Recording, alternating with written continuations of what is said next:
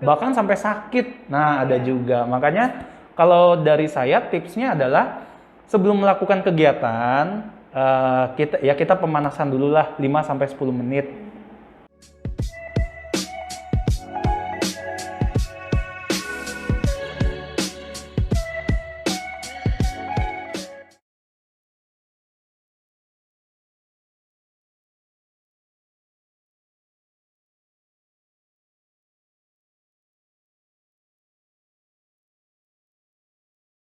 Hai sahabat YPAC Jakarta, ketemu lagi dengan saya Putri. Nah, di episode hari ini kita akan ngobrol dengan seorang fisioterapis yang sebenarnya udah pernah kesini ya, Mas? Iya. Iya, dengan Mas Aji. Halo Mas Aji, apa kabar? Baik Mbak Putri. Sehat selalu ya? Sehat selalu. Alhamdulillah. Nah, Mas Aji, kalau sebelum-sebelumnya nih kita kan udah pernah ketemu juga ya? Iya. Nah, hari ini kita mau bahas fisioterapi nih, Mas. Tapi lebih spesifik, lebih ke kasus gitu. Nah, Mas Aji, ini sebenarnya pertanyaan muncul dari tim-tim Bincang Seru nih. Seputar kan kita lagi sering banget WFH ya, Mas ya. Iya, betul. Nah, terus kita di rumah nih kerja. Nah, tapi kenapa ya kok selesai kerja tuh kayaknya punggung sakit, leher sakit, pergelangan tangan juga nggak enak gitu. Terus kayak oke, seru nih ngobrol sama Mas Aji nih, nanya sebenarnya tuh kalau postur duduk yang baik, yang postur bekerja yang baik tuh gimana sih, Mas? Ada nggak sih sebenarnya? Ya, sebetulnya ada. Yang pertama kita harus memilih bangku yang nyaman dulu untuk kita bekerja, ya. Artinya gini, sebelum bekerja pun kita harus mempersiapkan diri kita juga. Ya contoh misalkan harus ada pemanasan dulu, ya. Jadi apapun perlu karena gerakan kita setiap hari itu harus melakukan gerakan yang ringan dulu, baru nanti ke gerakan yang berat gitu. Ya contohnya kalau pagi nih kan ada yang suka langsung berangkat kerja aja tanpa melakukan stretching, tanpa melakukan pemanasan terlebih dahulu, sehingga sampai kantor tuh biasanya udah pada pegel-pegel, udah pada lesu. Karena apa? Ototnya belum siap. Oke, apalagi kalau kerja di rumah, Mas, nggak pakai perjalanan, jadi kayak bangun tidur langsung duduk depan laptop. Nah, itu juga langsung statik kondisinya dan itu tidak boleh berlarut terlalu lama, ya. Ya contohnya statik begini aja, artinya apa? Otot di belakang itu, otot di bagian belakang ya, di bagian punggung itu kerjanya terlalu over. Jadi terlalu over dan tidak ada mobilisasi, tidak ada pergerakan. Karena otot itu kan kerjanya dia bisa kontraksi, dia bisa relaksasi. Kontraksi tuh? Kontraksi itu menekuk, mengencang ototnya supaya mendapatkan power dan merelaksasi untuk membuang sisa peregangan peregangan, metabolismenya gitu. Nah, biasanya kalau udah statik gitu aja ya berarti tidak ada pergerakan. Artinya kalau otot tidak ada pergerakan, peredaran darah pun tidak lancar di situ. Gitu. Sehingga nanti timbulnya banyak sisa metabolisme tubuh yang menumpuk di situ. Sehingga dia jadi pegel rasanya gitu. Bahkan sampai sakit. Nah, ada juga. Makanya kalau dari saya tipsnya adalah sebelum melakukan kegiatan kita pemanasan dulu lah 5 sampai 10 menit. Peregangan ya, bisa nanti ke belakang, terus membungkuk ke depan ya. Rotasi ya, memutar supaya otot-ototnya siap dan setiap 5 menit itu ya peregangan lagi gitu. Oh gitu. Jadi sebenarnya ada gerakan khusus untuk peregangan ya, Mas ya? Iya, nanti ada. Boleh dong kapan-kapan Mas Aji contohin nih. Bisa. Bikin satu video peregangan di Bincang Seru. Kita bagiin nih videonya nanti.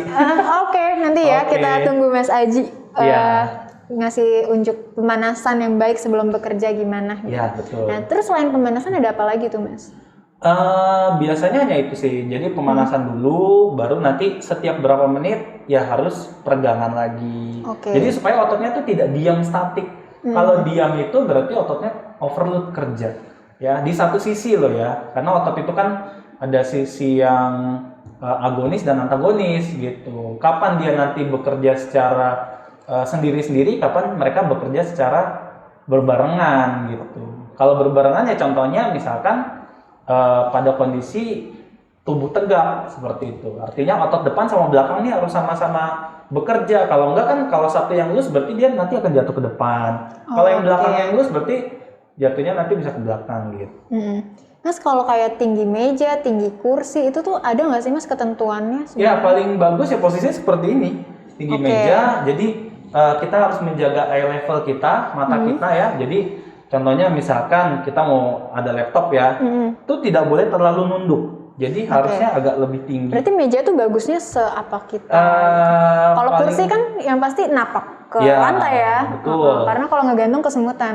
Ya benar, karena saya, posisi sering kayak nyamannya gitu. seperti ini sebetulnya. Oke. Mejanya setinggi dada ya. Jadi nanti tangannya pun tidak terlalu over ke atas ya, tidak terlalu over juga ke bawah. Oke. Jadi pas posisinya setinggi dada, jadi nanti kerjanya jadi lebih nyaman. Oke, berarti- Karena ini disupport nih, tuh tangannya disupport gitu. Oke, berarti poin pertama adalah tangan ini ya Mas ya, harus ada yang Iya. support ya, nggak boleh terlalu mundur juga berarti. Iya, nggak boleh terlalu mundur dan badannya juga tegak gitu. Kalau badannya terlalu begini, nanti otot perutnya kerjanya itu sangat lebih ekstra gitu. Oke.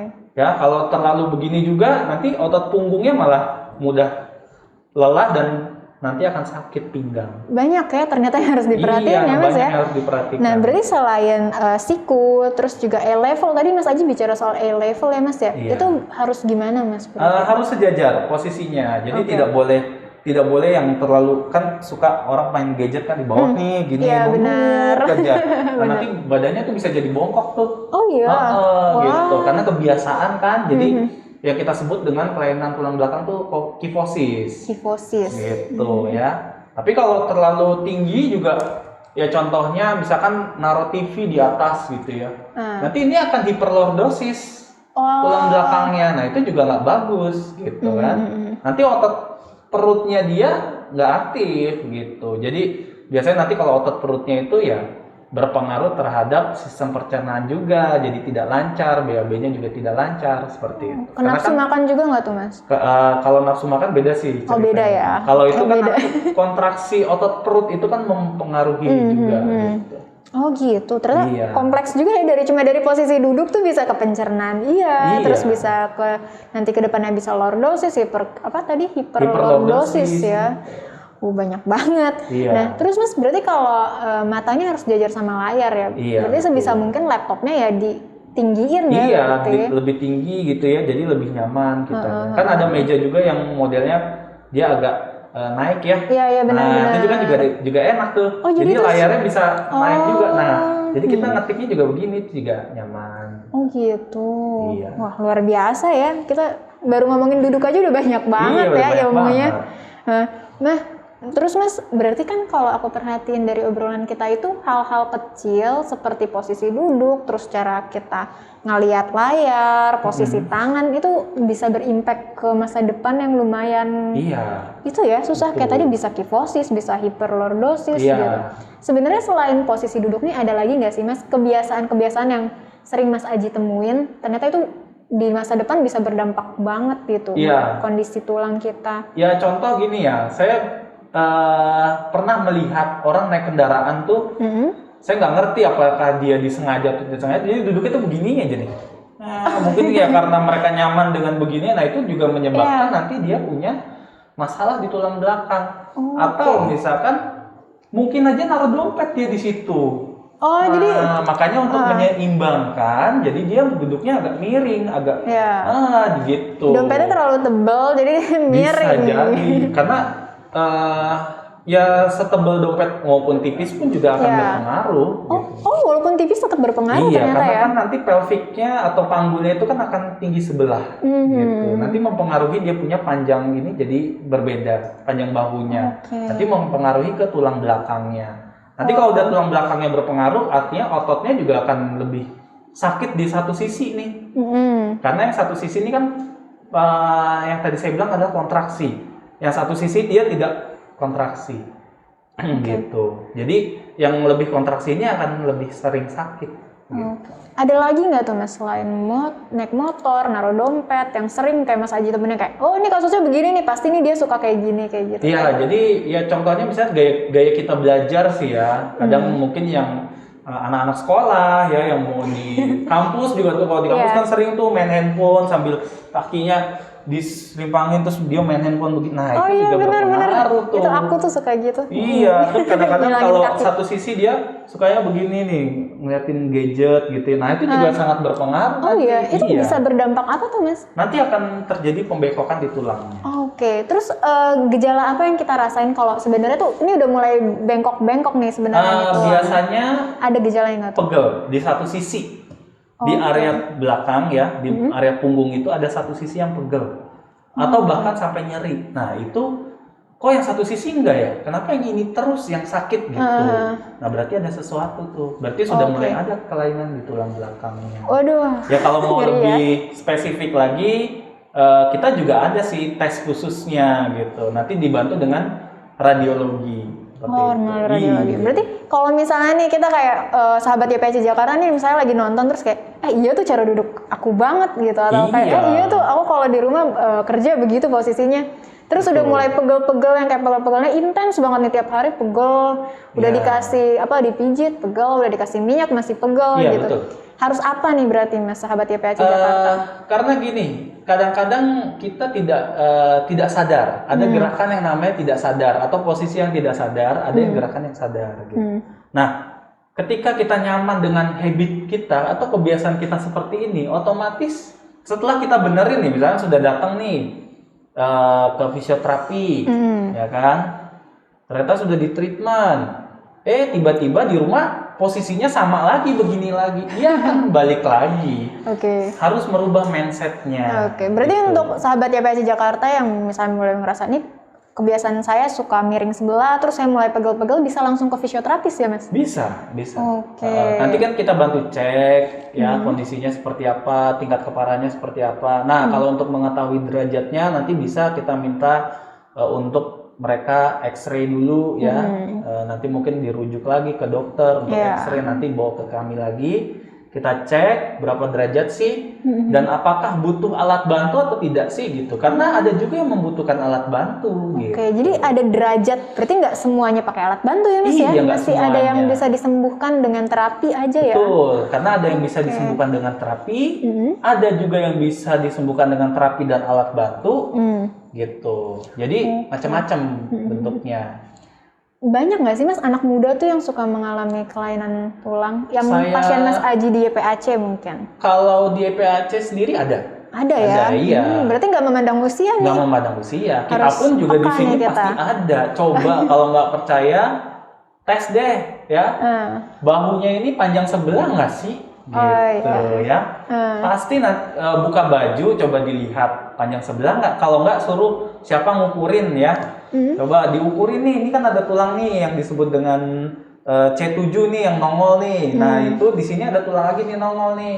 Sebelah sini coba dia dites kanan dan kirinya sama atau tidak. Pakai penggaris gitu Mas? Iya. Nanti midline ya. Kalau penggaris kan dia agak kasar. Kalau midline kan dia agak halus gitu. Nah coba deh nanti. Panjang sebelah nggak sih gitu? Kalau panjang sebelah berarti sudah ada tuh masalah. Gitu. Wah. Nah sebenarnya bisa dibenerin asal merubah mindsetnya. Kita harus yang kayak biasanya gini, ganti sini. Iya. Lurusin gitu. Tapi ya kadang juga ada masalah juga tuh. Kadang-kadang kalau sudah sampai timbulnya nyeri, nah dan dia harus pakai alat bantu, itu yang sangat menyiksa biasanya pasien. Itu pasien apa tuh Mas? Gangguan tulang apa? Biasanya ya skoliosis, kifosis dengan derajat yang parah. Lebih dari 25 derajat. Gitu. Dan kita ada layanannya juga di YPAC ya Mas untuk skoliosis gitu. Jadi untuk teman-teman, untuk sahabat YPAC Jakarta juga jangan sedih dulu kalau misalnya pegel atau apa gitu. Karena kan tadi yang seperti Mas Aji udah bilang, nggak semuanya bakal butuh alat bantu gitu. Mungkin aja kondisinya masih bisa tertangani dengan terapi ya Mas ya. Iya, betul. Gitu. Jadi tetap semangat dan jangan takut, jangan khawatir untuk periksa ke ahli gitu. Nah Mas, aku tuh pernah dapat cerita. Jadi aku punya teman, dia ini ada skoliosis. Nah terus dia udah rajin nih untuk terapi. Terus katanya setiap habis terapi tuh badannya pegel banget katanya. Terus kayak jadi aduh sebenarnya ini normal nggak sih gitu, karena kan dia baru awal-awal tuh Mas gitu. Nah sebenarnya emang begitu ya Mas ya kalau kita habis terapi ya atau gimana sih? Iya, biasanya kenapa sih dia timbul pegel? Pegel itu kan berarti yang tadi saya bilang ada imbalance otot nih. Misalnya kanan dan kirinya nih berbeda nih, ya. Misalnya yang kanan ini terlalu over kerjanya, yang kiri ini terlalu dia tidak pernah dipakai ya. Artinya dia memanjang ototnya, ini memendek. Nah, yang memanjang ini kita bikin kontraksi supaya memendek, supaya menarik ini, yang ini jadi panjang, yang ini jadi pendek, sehingga nanti ototnya akan sejajar, akan sama. Nah, itu tuh yang mungkin merasa pegel. Pegelnya mungkin bukan pegel yang saat dia posisi yang overload kerja ini, tapi yang tidak pernah dipakai ini kita paksa. Oh gitu. Oh jadi sebenarnya itu karena nggak pernah dipakai, terus nih dipaksa kerja nih ototnya, jadi gitu. pegel ya Mas. Makanya ya. jadinya pegel kayak gitu kan. Ya mungkin juga baru pertama kali juga kan. Iya betul. Dan dia kayak langsung khawatir, aduh kenapa ya, kok pegel banget katanya gitu. Karena kan kebiasaan, ya itu harus merubah mindset sih. Iya, dan sebenarnya nggak apa-apa, pegelnya dirasain dulu aja ya Mas ya. Iya. Karena memang bagian dari proses Iya. ternyata. Wah menarik banget Mas Haji. Iya. Keren. Maksudnya jadi banyak banget nih insight baru yang aku pelajarin gitu. Ternyata dari hal kecil bisa berimpact gede di masa depan gitu. Dan ternyata fisioterapi ini juga bisa kita sebut efek samping nggak sih Mas tadi pegelnya itu? Ya. Walaupun tidak negatif ya, nggak negatif. Jadi emang wajar ketika kita ada kelainan tulang, terus kita terapi rasanya pegel banget ya, memang itu bagian dari proses terapinya ya Mas ya. Iya. Karena ototnya nggak pernah dipakai kerja. Iya betul. Oke, Mas Haji kita mau have fun dikit nih. Iya. Aku ada beberapa mitos atau fakta yang sering didengar nih. Ada masukan juga sih dari tim dari Bincang Seru nih, gitu. Bener nggak sih kayak gitu katanya gitu. Siap ya Mas ya? Iya, boleh. Siap, kayak mau ngapain aja ya. Oke, Mas Haji, yang pertama, kalau kita habis jatuh, terus ada sakit di tulang, itu harus buru-buru diurut. Mitos atau fakta sih Mas? Sebetulnya tidak boleh. Oh iya. Iya. Wow. Ya, kita harus Salah cek nih, dulu ternyata. sih itu tulang atau ototnya yang kena ya, gitu. Oke. Karena kalau tulang kita harus cek juga nanti ke ahlinya tulang, artinya dokter spesialis ya. Itu ada lagi. Nah, dia biasanya nanti di ronsen dulu. Ya, dicek dulu ada retak atau ada patah atau tidak gitu. Nah, kalau di kita biasanya kita lihat ada memar atau enggak sih. Kan paling simpelnya gitu ya, misalkan jatuh nih, kaki nih jatuh kepleset di kamar mandi ya, itu kita lihat ada biru atau tidak gitu. Nah itu jangan langsung diurut, karena pada saat jatuh itu ada pembuluh darah yang pecah di dalam, yang kita nggak bisa lihat. Dan itu warna biru dari pembuluh darah itu? Iya, Mas? Dari pembuluh darah yang pecah, dan itu harus dikompres gitu. Pakai air apa tuh Mas? Atau pakai biasanya pakai es ya. Pakai yang dingin-dingin lah biasanya. Kalau ada yang namanya es bag ya, tuh suka dijual-jual tuh di online juga ada sih sebetulnya. Itu penanganan pertama pada saat kita jatuh atau cedera pertama. Pakai ice Asal tidak ada luka terbuka ya. Artinya ini luka tertutup di dalam. Ya, tujuannya untuk dia agar supaya tidak terjadi pelebaran pemecahan pembuluh darah. Nah, kadang-kadang gini, abis dipijit, kok tiba-tiba bengkaknya makin besar. Nah, itulah yang terjadi. Karena pembuluh darahnya sedang pecah, kita tambahin lagi dengan tekanan, akhirnya pembuluh darahnya makin banyak yang pecah di situ. Nah, jadi nggak bagus sebetulnya. Berarti penanganan pertama saat kita jatuh, terus bagian tubuh kita ada yang memar, tapi nggak ada luka luar ya? Iya, betul. Memar aja itu harus pakai ice bag ya Mas? Iya. Berapa menit tuh Mas kira-kira? Ya, paling tidak 10-15 menit. Terus 10-15 menit nanti kita lepas, nanti kita kasih lagi seperti gitu. itu. Oh, nggak bisa terus-terusan pakai ice bag terus juga ya Mas? Nggak bisa, nanti malah terjadi hiposensitif nanti. Gitu kan, jadi baal nanti kan, tidak ada rasa lagi. Kulitnya justru malah yang kenapa-kenapa. Kalau misalkan nih ada juga yang luka terbuka, ya kita jangan berikan yang pas di luka terbuka, karena itu akan mengganggu kan, akan menyebabkan nyeri hebat. Nah makanya itu harus di sisi areanya, diputerin aja misalnya di sebelah sini nih yang luka terbuka nih, ada tulang yang nongol, ya kita kompresnya sebelah sini gitu. Jangan dipas luka yang yang terbuka. yang Itu perih tidak boleh, gitu ya. gitu. Takutnya juga ada infeksi ya Mas ya Iya, kalau betul. kita taruh apa di atasnya. Itu Oke, sih. berarti walaupun kita ada luka terbuka tetap bisa pakai ice bag, tapi Bisa. jangan di lukanya, di Iya, samping-sampingnya ya. sampingnya. Nanti kalau di lukanya bisa teriak-teriak nanti pasiennya. Iya benar-benar benar. Iya. Oke, nah Mas ke mitos atau fakta kedua. Ini agak lucu sih. Toilet jongkok lebih bagus dari toilet duduk. Mitos atau fakta Mas? Toilet jongkok lebih Bagus dari toilet duduk. Secara fungsi ya, bukan secara fungsi desain. ya, tergantung kebutuhan. Oke, tergantung kebutuhan. Kalau Tidak selalu untuk- berarti tidak ya? selalu gitu. Karena pada kasus-kasus yang memiliki contohnya dia punya ambeien ya, itu tidak boleh dengan menggunakan yang jongkok, harus yang duduk. Karena memprovokasi dia punya untuk Ambeiannya itu untuk keluar ya? untuk keluar, karena kan effortnya dia lebih dengan jongkok. Kalau dengan duduk kan kita bisa lebih santai gitu. Dia kerja ototnya jadi, karena kan menekuk itu otot perutnya kerjanya sangat ekstra gitu. Dengan kita keluarkan tenaga sedikit aja itu sebenarnya sudah merangsang untuk mengeluarkan gitu. Nah kalau kita dengan posisi ambeien itu kan bisa nanti terjadi keluar lagi, makin lebih parah gitu. Nah makanya kalau untuk kursi kalau yang Toilet untuk duduk? toilet duduk itu biasanya lebih aman lah, lebih safety, apalagi dengan pasien-pasien ya dengan kasus yang seperti lansia seperti itu, terus ada juga yang stroke dan sebagainya. Itu lebih bagus yang duduk karena mempermudah dia untuk memobilisasi perpindahan ya, untuk membersihkannya juga lebih mudah dibandingkan dia jongkok. Oke, tapi kelebihan dari toilet jongkok itu ada nggak sih Mas? Kalau toilet jongkok, saya rasa misalkan ada gangguan gangguan dari otot perut yang kurang maksimal, Oke. gitu. Nah itu bisa dibantu dengan jongkok. Gitu. Jadi sebenarnya toilet duduk, toilet jongkok itu fungsinya masing-masing ada kelebihan dan kekurangan Iya, ya. ada kelebihan dan Lihat kekurangan. di kondisi kita aja gitu. Iya betul. Kalau kelamaan jongkok juga nanti bisa Iya, mungkin kalau kelamaan jongkok- perutnya terlalu banyak bekerja, terus Betul. kakinya juga kesemutan Semutan, gitu ya Mas. biasanya kesemutan. Kalau duduk ya nanti perutnya mungkin jadi kurang terlatih gitu Iya. ya. Oke. Wah keren nih, toilet aja banyak ilmunya. Itu kita jadi bisa banyak banget belajar nih. Nah terus mitos atau fakta yang ketiga nih Mas. Aku nggak tahu sih ini namanya apa nih, tapi biasanya nih kita kalau pegel atau tangan kaku nih bisa harian ngetik, kita tuh suka kretek dibunyiin ya. Bener nggak sih Mas kalau si kretek ini nih bisa melemaskan otot dan baik gitu?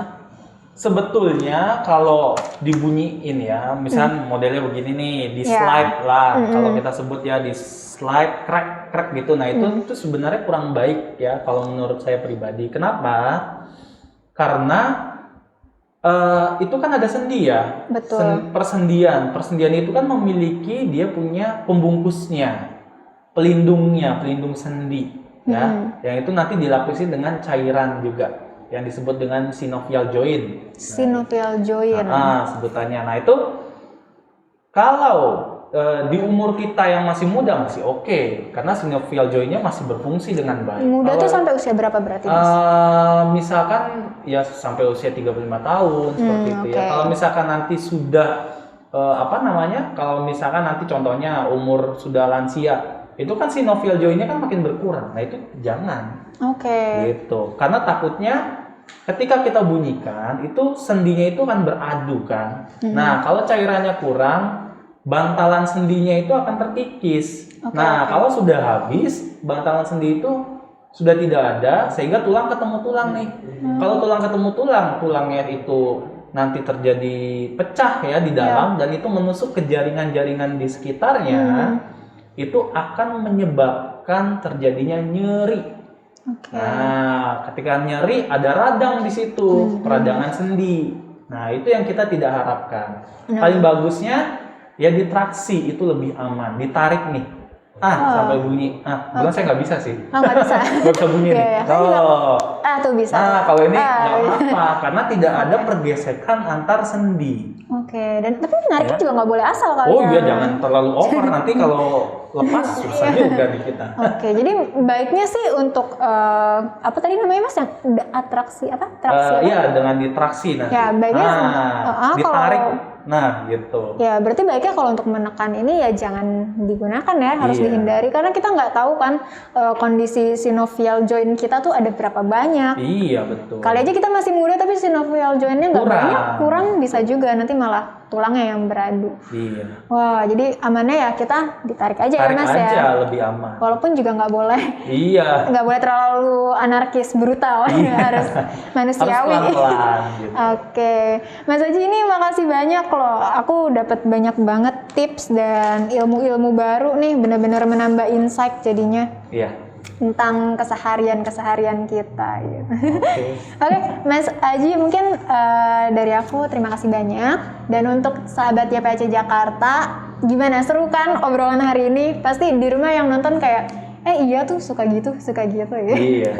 Nah, seru banget kan pembicaraan hari ini? Untuk sahabat-sahabat YPAC Jakarta, jangan sampai ketinggalan topik-topik perbincangan seru seputar tentang parenting dan juga kesehatan. Makanya klik like, komen, dan subscribe, dan juga nyalain lonceng notifikasi untuk video terbaru.